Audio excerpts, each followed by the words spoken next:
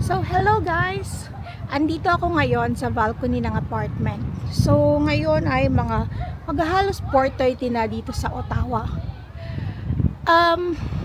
Na-realize ko today na kahit pala sa madaldal na tulad ko, hindi pala ganun kadali mag-vlog. Kasi ang awkward na kausapin ng camera. Akala ko madali lang mag-vlog, dal ka lang, and then everything will follow. So lahat yung mga topic, maiisip mo lang, hindi pala ganon. So ngayon, ang problema ko, anong sasabihin ko? So for today, naisip ko, iniisip ko anong topic ang sasabihin ko. Na-realize, isa sa mga pangalawang realization ko, aside sa una na, hindi madaling tsumika sa harap ng camera habang binibideo mo yung sarili mo. The second realization is that ang boring pala ng araw-araw na buhay ko. So, Monday to Friday, dahil work from home ako, so nauubos yung oras ko actually sa work.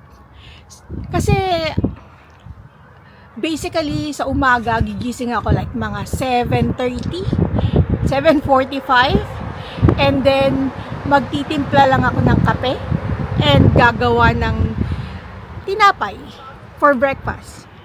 8 a.m., mag-start na ako mag-work. The next thing marirealize ko noon is mag-aalas 12 na, lunchtime na pala. After mag-lunch break, balik ulit sa trabaho. And usually, natatapos ang trabaho ko by 4 or 4:30 kadalasan. Depende how long na nag-lunch ako. Pero typically, 30 minutes lang ako nagla-lunch. Pero minsan kasi, kung kailan pa log out ka na sa work, saka ang daming kailangang gawin. Saka ang daming tao nagpiping sa'yo sa Teams. And ang hirap naman, mabigla ka na lang magdi-disappear na hindi mo re-replyan yung mga ping nila sa'yo. So ayun, usually inaabot ako ng 4:30. Kahapon, inaabot pa nga ako ng 5 p.m. So, on a daily basis, after ng work, ang gagawin mo is maliligo. After ko maligo is uupo na sa sala. Actually, uupo sa sala, tutunganga, or automatic magbubukas ng TV, manonood ng YouTube. I feel like kasi pag nanonood, dun ako nare-relax. So, not typical sa ibang tao, usually they do some activities, they do some walking. Pero minsan tabad kasi ako kahit hayain ako ng asawa ko na sumama. There are times na sinasabihan niya ako sumama ako maglakad. Minsan oo ako, pero pag naupo na talaga ako sa sopa, most of the time, tinatamad na akong tumayo. Kasi nga, busy na ako manood ng TV. And I feel like doon kasi ako nare-relax. Tapos, after noon, dinner. After ng dinner, nood ulit ng TV. Hanggang mga 11. Tapos 11, saka doon pa lang ako mag-start na magtutulog. So, yun nga.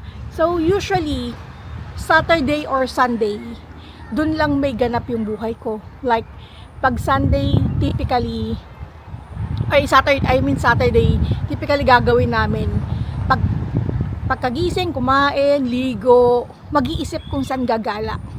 Not necessarily na malayo gagalaan. Minsan, ang trip lang naman namin mag-asawa is lalabas, maghahanap ng trail, dun yun ang time na gusto kong maglakad sa mga trails.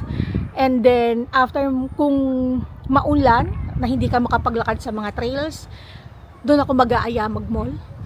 Siyempre Pinoy pa rin ako, di ba? Gusto ko yung naglalakad sa mall, may aircon, window shopping kahit wala ka naman talagang bibilin.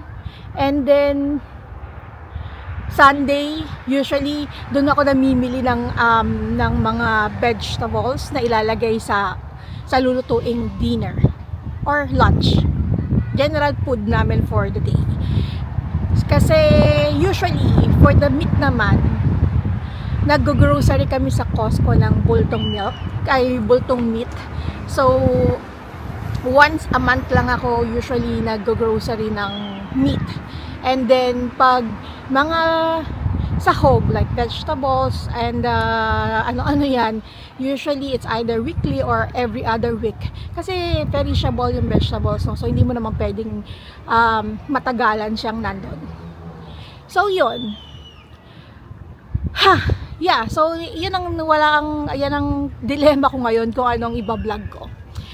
Plus naisip ko, wala pa pala ako ng mga charot na yung welcome to my channel, yung intro video mo to every time may vlog, or yung usually ngayon nakikita ko sa YouTube Canva yung ginagawa nila, short na mga 3 seconds or 5 na portion na sasabihin, okay, welcome to my vlog. So isa yun sa mga item na kailangan kong gawin. And lastly, I think isa sa mga naisip ko is maybe it's time na i-upload yung mga videos na matagal nang nakastore sa drive ko sa SD cards, because every time na gumagala kami, napakahilig kong mag-picture, napakahilig kong mag-videos. Ang problema, after ng gala and everything, nakakatamad mag-upload, nakakatamad mag-edit kasi nga, first of all, siya nga ako mag-edit, hindi ako marunong mag-edit masyado ng videos.